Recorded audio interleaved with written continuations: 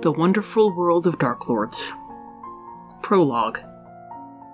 My dear brother, I apologize for leaving so suddenly, but an opportunity has presented itself that I cannot decline.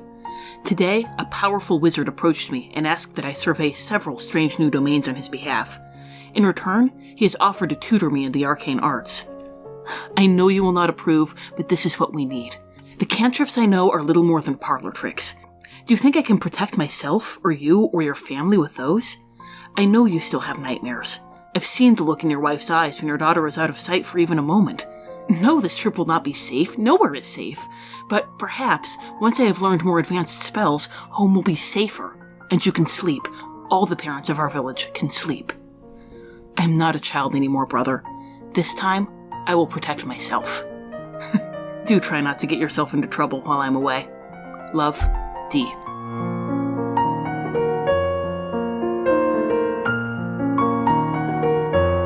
Welcome to Wonderful World of Darklords. I'm Tom. I'm Rachel. And we're discussing how to convert Disney movies to Ravenloft Domains of Dread. So let's talk about why. So the first question for this, our session 0, our kind of introduction, we want to talk a little bit about where we are and why we're doing this and why you're presumably listening to the thing that you're listening to. We're not going to get into a whole lot of detail because we're going over some of this in our pilot. You're going to get to hear about our lengthy histories with Ravenloft and why I personally am so madly in love with it, and Tom loves it for my sake. Yeah, it's great. No, it's great. I just, like other games too. But why? How many straws do they have? So the whole genesis of this project was, as we'll talk about in the pilot, as Rachel said, we were watching The Lion King with our son. He was in one of those phases where he's watching it again and again and again. And Rachel realized that Scar is a perfect Dark Lord, that we could take that Pride lands under Scar's rule and very easily run them as a Ravenloft domain with a Ravenloft Dark Lord. And that got us thinking about other things. Mm-hmm. And it turns out that this isn't just, hey, we like Ravenloft, hey, we like Disney movies, let's see if we can put them together. It's surprisingly easy to overlap those two things. There's a surprising amount of synchronicity between Disney movies and Ravenloft domains. And I think examining that, A, lets us do something really fun and lets you have some really interesting encounters and domains and adventures for your players. And B, lets us sort of dig into what is a Disney villain, what is a Disney movie setting, and what is a Dark Lord and what is a Ravenloft domain. Yeah, we're hoping that even if you don't end up using any of these domains that we come up with, it's going to kind of spark some creative juices, give you some ideas for how to make some really cool domains of your own, how to use some of these villains maybe in non-Ravenloft campaigns. We're not going to be talking about that. We have a very narrow focus. We are talking about turning Disney movies into Ravenloft domains. Otherwise, these episodes are going to be 5 hours long. But hopefully hearing about some of these ideas for how we bring some of these villains into D&D, even if you're not a Ravenloft head like me, then it'll still be giving you some ideas for how to adapt this into your own campaign. Right, because we're coming at the villain, we're coming at the setting through a couple of lenses that might be useful. And one is how to make the setting and the story a place for adventurers to engage with. How to take the kind of emotional arc and narrative arc of the movie, the core thing that makes it interesting to us all these years later in some of these cases, and make that into a gameable scenario, make that into a Dungeons & Dragons adventure. And even if you don't see any of the specific stuff we come up with, as Rachel said, hopefully even just hearing us talk through that process will spark some inspiration. Mm-hmm. And another thing that we're going to be getting into that'll hopefully be universally applicable is how to turn these into horror settings. Because, we both adore horror. One of our favorite ways to relax is to sit on the couch and watch horror movies together.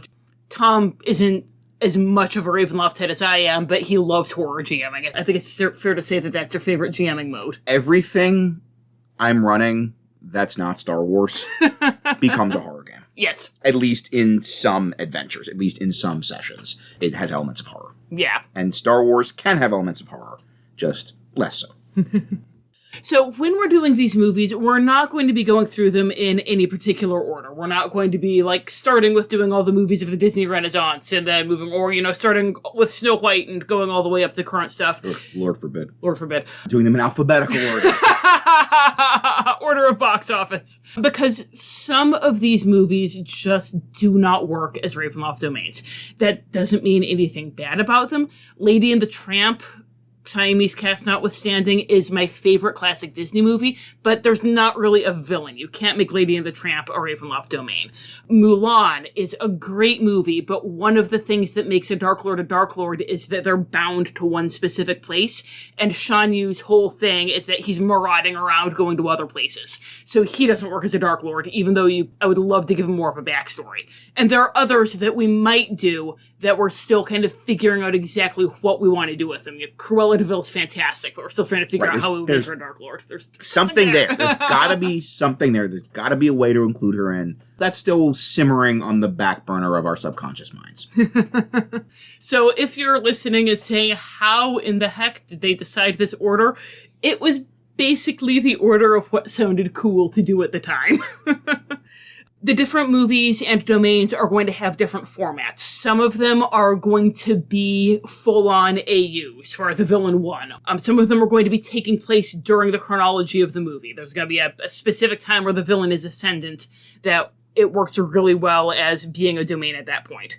Some of them are going to be externally identical to the movie, but we've changed backstory. Mm-hmm. We've gone and we've added more sinister elements, or we've changed the backstory, we've changed the reasoning for this character to do what they're doing, or we've added things to give them a darker and more horror edge, or we've added darker and more sinister elements to the setting that aren't on camera. I'm air quoting. Like on camera, everything is the same as it is in the movie, but in our version, there is a dark shadow under that surface that we're going to be exploring. That's what makes it a Ravenloft domain of dread. Mm-hmm. And sometimes, even if the movie already is in a dark place and the villain is already quite villainous, they might not be villainous in that kind of Gothic Ravenloft way, where they've got kind of their defining sin that's controlling everything. So some of them are going to be going in and changing their motivation to make them, again, a little bit more of a Dark Lord, a little bit more of that kind of Byronic figure. We're going to talk about in our pilot the elements that we feel make a great Dark Lord. And one of the reasons that we picked Scar for our pilot, and one of the reasons why The Lion King jumped out at us as being, oh my gosh, this is a perfect domain, is because Scar, as he is in the movie, fits all of them perfectly. I don't know if anybody else we're working with has all four of those elements perfectly. So some of them we're having to go in, we're having to add backstory, we're having to change something about the domain in order to make them be that great Dark Lord and to give you that great setting. Fundamentally, the value of looking at Disney movies through the Ravenloft lens and looking at Ravenloft domains through the Disney movie lens, it all comes down to the role of the Dark Lord and the villain. And I was looking up a thing about someone's theory of the Disney formula, and they mentioned the larger-than-life villain, the colorful villain, the sort of personification of evil, who is not only a ton of fun, a wonderful villain, a great engaging character, because if you're spending time with the villain, you have to kind of like them on some level and be into them. You have to be impressed by them, or scared by them, or amused by them, or think they're fabulous in some way. Just from a filmmaking perspective, you're going to want to have the villain be engaging. And part of that engagement usually involves the sense that there is more to the villain in the Disney version than necessarily the classic fairy tale version. So you can just have the wicked stepmother and be informed that she's wicked.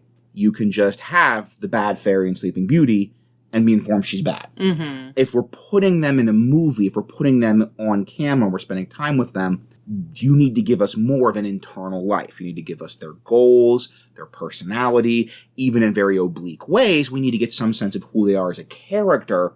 If, like in a lot of classic fairy tales, the villainy is going to be the thing that drives the story. And so that means we have these wonderful, larger-than-life villains that are very central to the story. And also with Disney movies, you have, in a lot of cases, the Venn diagram overlap with the Gothic of the external reflecting the internal. Mm-hmm.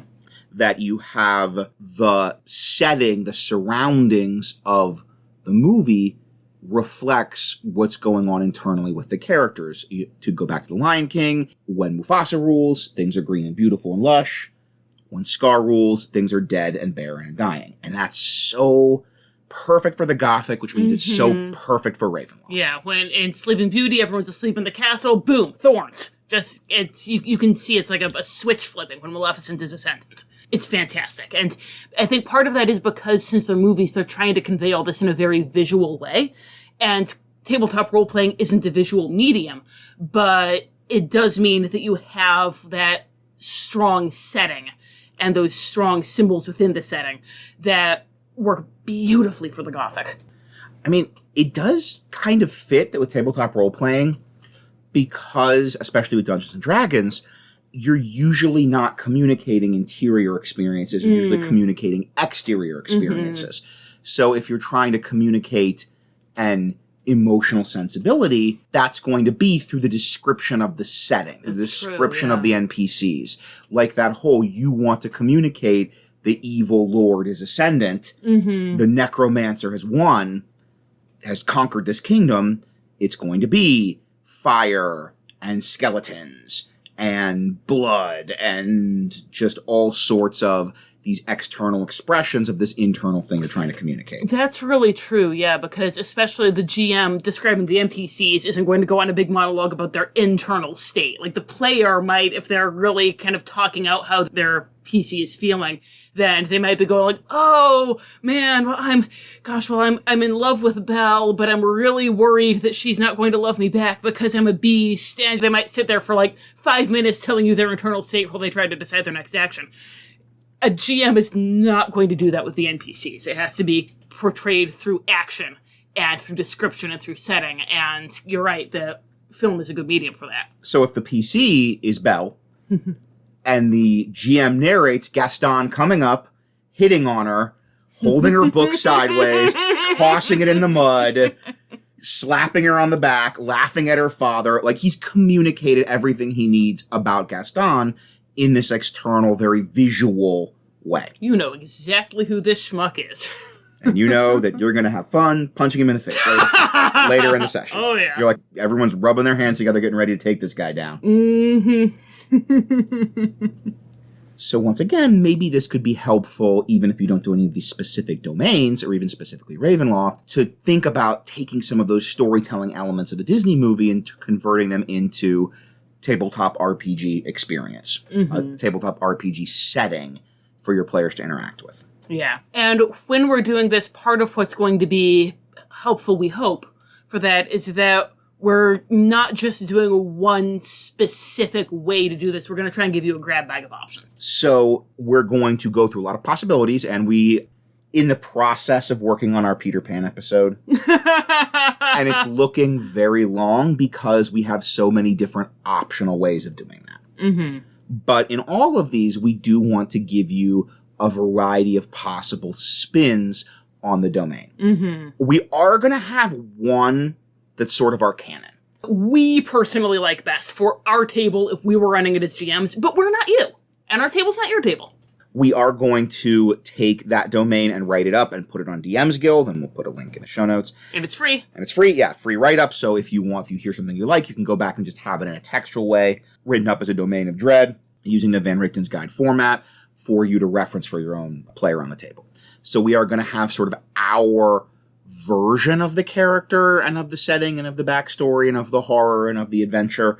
But as Rachel was saying, we're also going to try to give you a bunch of varieties and give you a bunch of options and give you a bunch of different ways you might want to interact with these movies, these characters, these locations at your table. One of the ways that we're going to be giving you to run these games is or rather two of the ways, I suppose, is we're going to be giving you some tips for how to possibly run this with kids and how to run this with adults. That, these are Disney movies. A lot of us who grew up playing D&D are parents now, and we want to play with our kids, and running Disney movies is a fantastic way to do that. You've got an immediate hook for young players. They've got an possibly a literal hook if it's Peter Pan. Literal. You've got an immediate sense of, I know this world, I know these characters, I know how to kind of interact with this world. If I am in Cinderella and I'm meeting Cinderella and I'm meeting the stepsisters and I'm meeting Lady Tremaine, I know what they're like and I know how to interact with them. So we are going to have ideas for how to run this with kids, but at the same time, maybe you're not running for kids. Maybe you have an all-adult group because grown-ups still love Disney movies. The Walt Disney Corporation is making quite a large amount of money every single year on that fact. So, those are going to be two alternate options, is the kids version and the adults version. And while we're talking about doing the kids version, we consider this to be mostly a PG-rated and family-friendly podcast. But what we mean by that, we don't mean that it's specifically a podcast for kids and families. We expect that our average listener is going to be an adult. But at the same time, I think all of my favorite podcasts that are still actively producing episodes right now, I cannot listen to with my children in the room. I love them. They're wonderful. They are not safe for little ears. And we want this to be a podcast that our parent listeners can listen to while they're cooking dinner and their kid is in the next room.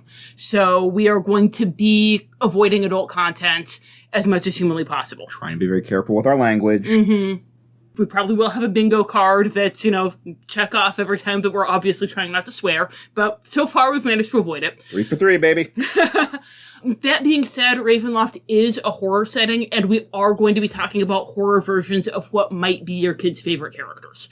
So some of this stuff, even though we're trying to be pretty sanitized in what we talk about, it might be a little bit too scary and too intense for certain kids.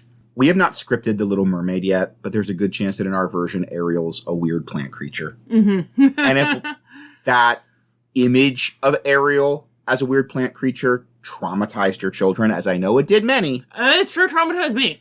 And that just us talking about that might be upsetting, be aware of that.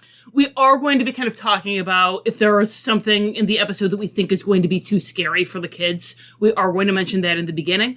Also, I did mention that we are going to have a section where we talk about running it specifically for adults. That's where we're going to be keeping most of the nightmare fuel. We're going to be trying to contain it as much as we can in that section. And when we get there, we're going to pause. We'll have recorded it already. Future Rachel is going to come in and tell you if your kids are in the room and you're worried that this is going to get too intense for them. These are the exact things we discuss, and here's how far to skip ahead. In some cases, it's going to just be the imagery being kind of horrific. In other cases, if we're talking about Hunchback of Notre Dame and you're running Frollo as an adult for your adult players, there might be some stuff there that you really don't want your kids hearing about. You're picking up what we're putting down. Yeah. So we'll get specific in the content advisory. And also the great thing is if you're an adult listener and you don't want to be hearing that Frollo nonsense, you can also skip ahead and not have to worry about that in your life. Everybody wins. Everybody wins. So far, it's worked out great. I think that our pilot is actually right around the level of horror we're shooting for in an average episode. Yeah. And actually, even in the pilot, the aging up section, the adult section, didn't really end up being that bad. It basically boils down to do the stuff that we've been talking about, but describe it more graphically. So I think that that's a good sample of what to expect in terms of what we think of as being PG-rated. Speaking of what we think of as being PG-rated, we are podcasting from Maryland, not from Florida, so we do not consider it family unfriendly to acknowledge that gay people exist. We are also not producing content to ton the movie theaters in China, so we have the option of thinking about, talking about characters being gay. Mm-hmm. If there's subtext, if there's popular fanon that a character is gay, then we might be talking about that as a possibility. We have not scripted the Frozen episode yet, and it's probably way down the road because that's a real tricky one to do. Mm-hmm. But it's going to come up. Yeah. We've been on the internet. Yes.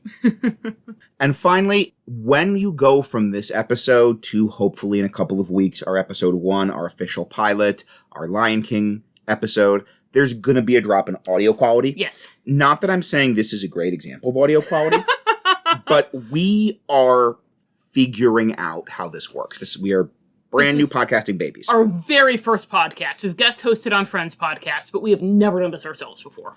We are a little snowman who just got made by the Snow Queen. And the world is very strange and new of things like reverb and audio adjustments and bass. Compressor settings. Yes. The compressor settings were all wrong for The Lion King, but by the time we figured that out, we'd already done all our editing. I apologize. It's not great. But listen to it anyway, please. Yeah, it's really good. So the content is great, just not the audio quality. So there's going to be a dip in a couple of weeks when you listen to Lion King. Hopefully you'll get that kind of arc of, we'll get a classic hero's journey arc of we're going to be getting better and better and better as we go. But I make no promises. We are hearing the improvements. Episode 2 is better than episode 1. We're working on episode 3 right now, and it's better than episode 2 was. Also, in terms of some of the formatting issues, that's another thing we're sort of figuring out as we go along. We have a solid basic format for the average episode. Mm-hmm. Quite pleased with how that's working out. Some of these stories are powerful, are archetypal, are multivalent, and we can go long. Mm-hmm. So I mentioned Peter Pan. We're around 3 hours of content on Peter Pan, and we're not done our script. Mm-hmm. So we're planning to split that in half. And now we're looking back and saying, oh, we should have planned to do 2 distinctive episodes. Mm-hmm. Because we have a lot to say about not just the Disney 1953 Peter Pan, but a lot of variants of Peter Pan. We should have had one just about the 1953 Peter Pan, and then a second episode that was kind of all the other stuff. Mm-hmm. But we sure didn't.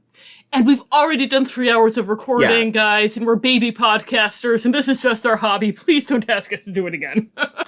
So instead, we're just going to do the very awkward kind of right down the middle. Yeah, find a stop point about an hour and a half, 2 hours into the first part of it, record a dumb wrap-up, record a dumb intro, and then have the rest of the content. Cut it in half like a baby two moms want. Yes. So now we know if we're looking at something where we have a lot to say, and there's a lot of it. So, for example, we might in the future be doing Alice in Wonderland, and I could see that running pretty long. Yeah, because it's another one that's it's a story where we would be influenced almost as much by other tellings as we are by the Disney story. Then now we have a better sense of how to schedule that. So please, it's going to be a bit. We're going to be figuring out the formatting. Once again, bear with us. Don't compare us to your favorite podcaster who's been podcasting for years. We're not asking you to join our Patreon, for one. So we don't even have a Patreon. Our plan right now is to release the 13th of every month because it's the spookiest date, starting with June 13th. So this hopefully is dropping around the beginning of June, and then hopefully in just a little under 2 weeks, you'll be able to listen to that long hinted, teased Lion King episode. And then sadly, you'll have to wait an entire month. But fortunately, happily, 2 months, you'll be getting 2 episodes about Peter Pan. So, win-win-win. Yes. Because, sorry, guys, we have 3 kids. We do not have time to edit multiple lengthy episodes a month. And then kind of the last thing, we mentioned our format and how we've got that, and we're pretty pleased with that. We had our prologue for this episode, and we are going to be following an original character to this named Dee. If you're familiar with the older Ravenloft material, like Rachel is, or even if you've just been hanging around the forums with various grognards, then you've heard mention of the Gazeteers. This was the 3rd edition era of Ravenloft, and the 3rd edition Ravenloft was not being produced by Wizards of the Coast. It was produced by a company called Art House, which was a subsidiary of White Wolf, ish. But anyway, if you were a nerd of the tabletop dice role-playing variety in the 90s, then you remember that one of the signature things about White Wolf was the in-character writing of a lot of their source books. Mm-hmm. And actually, Ravenloft already had that with the Van Richten guides. They were written in character from Rudolf Van Richten's perspective. So this was a beautiful marriage of 2 different properties that both had this in-character narration. And the premise of the Gazeteers, which were the source books for the different Ravenloft domains, was that there was this scholar named S who was being sent by one of the Dark Lords to catalog the different lands. And so that's how you were getting this write-up that was cataloging the land for you, the GM, to use. But you also had kind of this ongoing meta-plot of S's journeys through the domains, and you were getting little hints of S's backstory, and you were also sometimes having S's patron add these little comments, because that's also classic White Wolf. Yes. The sort of conflicting narrator comment, different font sidebars. Mm-hmm. And so you were also getting little hints of the narrator's, the patron's plans and goals in the comments. Mm-hmm. And if we mentioned White Wolf having the in-character stuff, and you kind of rolled your eyes because, yes, a lot of that was terrible. If you're ever able to track down a copy of the Gazeteers, which I know is a big ask because they're out of print and they were fantastic, so it's really hard to get a used copy because no one wants to get rid of their old copies. They're not on DM's Guild yet. And they're not on DM's Guild yet. Please, if you can get your hands on them, I cannot recommend them highly enough. This was really just the apotheosis of what they were trying to do with that format. It's a perfect marriage of the fluff and the crunch that it feels like all of the details, even the goofiest, like, most pointless minor details about, like, well, this is the flora and fauna that Tom will occasionally say, no, this doesn't need to be in there. I've used it. I've used the flora and fauna. I've used it. And the Merryweather. And the Merryweather. Yeah, I've used the weather. You've used the Merryweather. So anyway, I'm done plugging the Gazeteers now. But we are going to be kind of incorporating that. So as mentioned in our write-up, in our journey via podcast through these domains of Disney, we are also having a narrator. We are also having a scholar, only R is referred to as D, who has also been hired by a patron to write these catalogs of the domains. And we are also going to have a little bit of an ongoing story, a little bit of an ongoing narrative, and hopefully giving you, just like with S and the old material, some of the backstory and some of the backstory of her mysterious patron as we go through the domains. And that is an excellent segue into some acknowledgements that we want to do here, because we do mention the people who are helping us in our end credits, but those are end credits. They're short. They're just hey, this person did this. We want to gush over how great all the people who helped us are, because you are all wonderful. And one of those people is helping us with these Gazeteer segments. I am not going to spoil who they are, but they are going to be writing for the patron. And they are just absolutely fantastic. You know who you are, and you are great. And I look forward to the stuff that you write every single time I ask you for stuff. Thank you so much for writing this stuff for us, and I cannot wait for everybody else to find out how awesome it is, because it's fantastic, guys. So you don't even know. You better listen to The Lion King. Got you hooked now.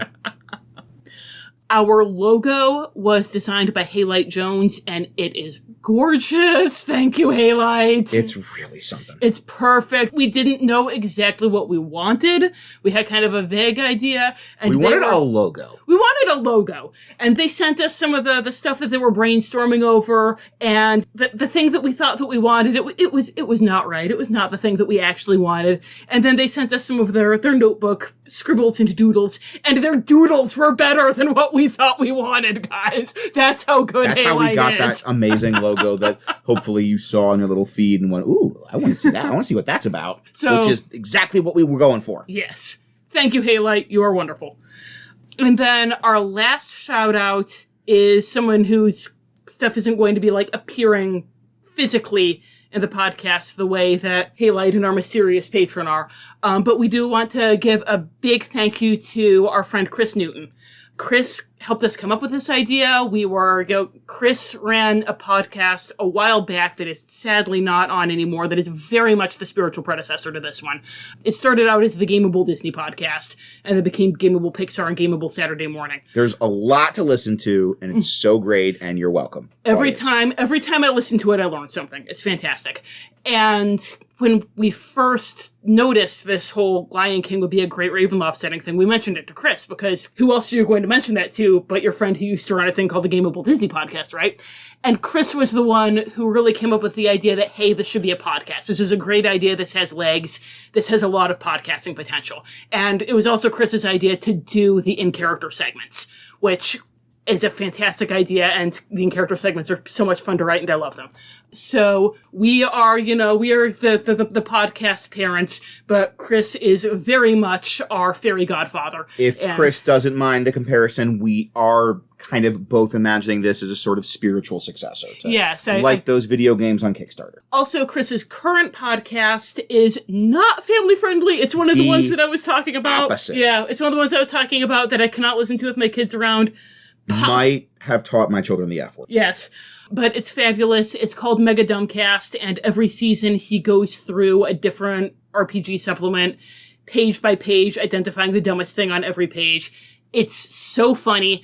I know it sounds like just a mean-spirited dunk fest, but he's going with things that he has a genuine love for, so you can just feel the affection for these dumb products radiating out of every word, except for some of them where he's, there's extremely dunkable material that should not get love. But in any rate, just give it a try. It's a blast. It's so fun. But not while your kids are in the room. Never while your kids are in the room. So thank you so much to Chris Haylight and our mysterious patron for being your wonderful selves. We could not have done this without you. All right. Hopefully we kind of explained what we're doing, where we're coming from, and whetted your appetite for The Lion King. And hopefully you will be hearing a much more comprehensive take on some of the hints we dropped in much worse audio quality in a couple of weeks. If you want to contact us before our pilot or after our pilot, you can email us at wonderfulworldofdarklords@gmail.com. You can find us on Facebook at Wonderful World of Darklords. And on Twitter, Wonderful World of Darklords is too long. Even Wonderful Darklords is too long. So you can find us on Twitter at Wonder Darklords. Yes, you can. Until then, happy gaming.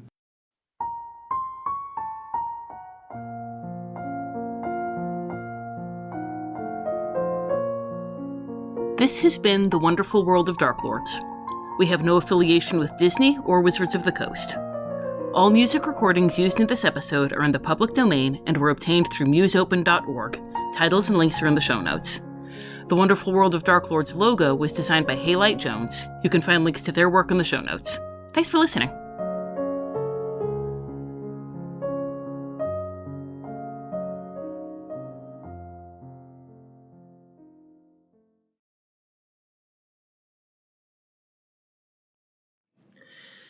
If you want to contact us, then you can email us at wonderful... If you want to contact us, then you can email us... We won't be done. You can find us on Facebook at If you want to contact us, you can email us at wonderful...